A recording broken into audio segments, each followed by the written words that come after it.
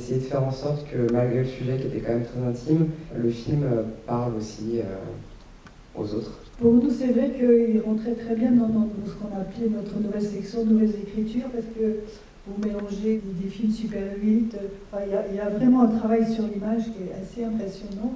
Et c'est pour ça qu'on l'a beaucoup aimé, à la fois sur la forme et à la fois sur le fond. Donc quand vous avez reçu toutes ces archives familiales, tout de suite vous avez pensé à cette forme. Ouais, en fait la forme s'est imposée à moi assez rapidement. Et j'ai retrouvé les films complètement par hasard, à un moment un peu délicat en fait. Du coup, j'avais cette matière-là et j'avais ce deuil-là à faire. Et il y avait un lieu, donc, voilà, qui est le cimetière de Pantin. Tous ces éléments-là se sont imbriqués et il y avait l'évidence de cette forme-là en fait, et de faire participer ces archives familiales. Écoutez, merci beaucoup, donc on va vous laisser voir le film.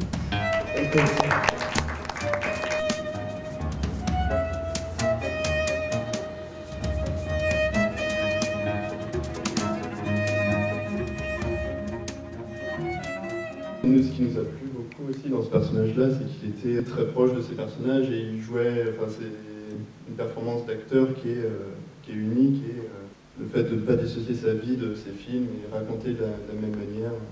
Enfin voilà, c'est une espèce de figure historique qui a traversé le temps très rapidement parce qu'il a eu une carrière très courte. Et voilà, ça nous paraissait important à ce moment-là de faire un hommage à Faustine.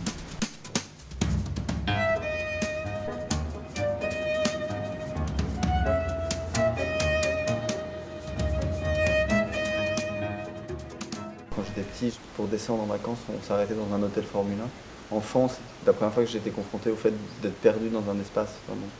Et en fait, j'ai voulu repartir de cette sensation-là pour essayer de voir comment cet espace vide-là en fait était vivant ou pas, et était habité ou pas, me questionner dessus. Donc j'ai fait ce film qui s'appelle Chaumière. Et comme le Formule 1, c'est vraiment tous les mêmes partout. Il y a plein de Formule 1 dans le film en fait. Ce qu'on appelle maintenant, c'est un terme un peu à la mode, mais c'est une espèce d'espace interchangeable, quoi. C'est ça qui m'intéressait. On part vraiment des principes architecturaux à la base du film, pour après observer des espèces de collage comme ça de vécu en fait. Je pensais faire un film beaucoup plus architectural à la base. Enfin, vous verrez le film, je pense que c'est bien de le voir, je ne peux pas en dire trop, mais...